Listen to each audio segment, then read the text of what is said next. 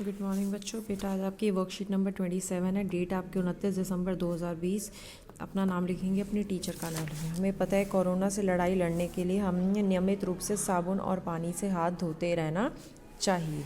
आज बेटा है हमारा चैप्टर प्रायोगिक ज्यामिति के बारे में, यानी ज्योमेट्री के बारे में। आपने अपना जब ज्योमेट्री बॉक्स खोलते हो आपको ऐसे कई सारी चीज़ें उसमें दिखाई देती हैं। अब इनका इस्तेमाल कहाँ होता है और कैसे होता है, आज हम उसके बारे में पढ़ेंगे।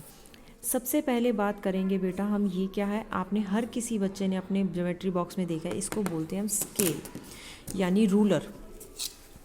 हर बच्चे के पास ये दिखाई देता है।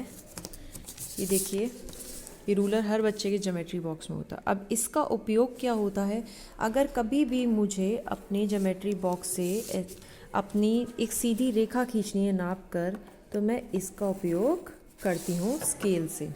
जो ये ऊपर है ये आपको दिख रहे हैं 1 से लेके 15 तक होते हैं सेंटीमीटर में, और जो दूसरे वाली तरफ होते हैं वो होते हैं इंचेस में। तो रूलर के एक किनारे पर सेंटीमीटर और दूसरी तरफ इंच होते हैं। रूलर का प्रयोग हम किस लिए खींचते हैं, सीधी रेखा खींचने के लिए। अगली बात है बेटा प्रकार। हम सबके ज्योमेट्री बॉक्स में आपने देखा होगा इस तरीके का दिखाई देता है। इस प्रकार में हम पेंसिल इस तरीके से लगा देते हैं। पेंसिल का इस चीज़ में ध्यान रखते हैं कि पेंसिल की नोक और प्रकार की नोक बराबर होनी चाहिए।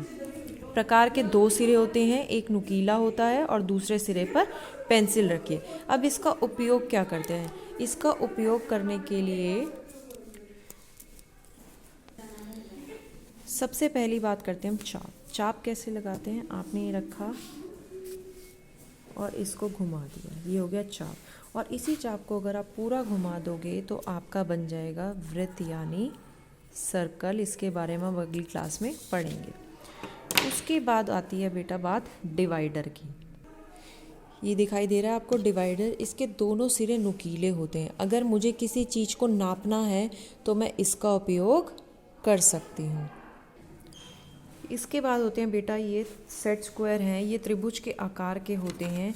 जब मुझे उस पर एक लंब रेखाएं या समांतर रेखाएं खींचनी हो, समांतर रेखाएं होती हैं ऐसी दो रेखाएं जिसमें समान दूरी हो और लंब इस तरीके से। तो मैं इन त्रिभुज जैसे आकार वाले यंत्रों का, जिनको हम बोलते हैं सेट स्क्वायर, उपयोग करती हूँ। अगली बेटा बात है कोण मापक बोलते हैं हम इसको। आप डी की शेप में होता है, आपने पहले भी कई बार देखा होगा। ये देखिए डी, इसको जब ध्यान से देखोगे इसमें ऊपर भी 0 से लेके 180, फिर इधर से 0 से लेके 180। इसका उपयोग किस तरीके से करते हैं हम इसका अगली क्लास में सीखेंगे, लेकिन हम इसका उपयोग करते हैं कोण बनाने के लिए। कोण क्या होता है कि जब 2 लाइनों को मैं इसे जोड़ दूँ, किस तरीके से भी जोड़ सकती हूँ, इस तरीके से भी जोड़ सकती हूँ, इस तरीके से, तो इनके बीच की जो ये दूरी होती है इनको हम बोलते हैं कोण। अब इस कोण का कैसे बनाते हैं, नाप कर बनाने के लिए इसका उपयोग होता है। इसको हम बोलते हैं कोण मापक, चांदा या डी। इसको हम देखेंगे, इस पर 0 से 180 तक होता है। अब यहाँ पर एक आकृति बनी है, एक हट बनी हुई है, एक झोपड़ी बनी हुई है। अब आप इसको बनाने के लिए किस किस उपकरण का उपयोग करेंगे देखते हैं। उपकरण जैसे अब मेरे को ये गोला बनाना है, तो गोला बनाने के लिए मैं किसका उपयोग करूँगी, इस प्रकार का।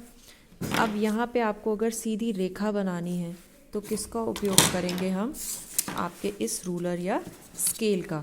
इसी तरीके से आपने देखने हैं कि कौन कौन से उपकरण मैंने इसको बनाने के लिए यूज़ करे हैं और इसमें कौन कौन सी आकृति। जैसे ऊपर देखो ये सर्कल है, इसको वृत्त बोलते हैं, तो वृत्त बना। ऊपर ये इस यहाँ पे ध्यान देंगे, ये क्या बना हुआ है आपका, इतना भाग त्रिभुज बना हुआ है, तो त्रिभुज भी यूज़ हुआ है। और कौन कौन सी आकृतियाँ बनी हैं आपने यहाँ पर खुद से लिखना है। इसको पूरा करके अपनी टीचर को भेज देंगे। Thank you.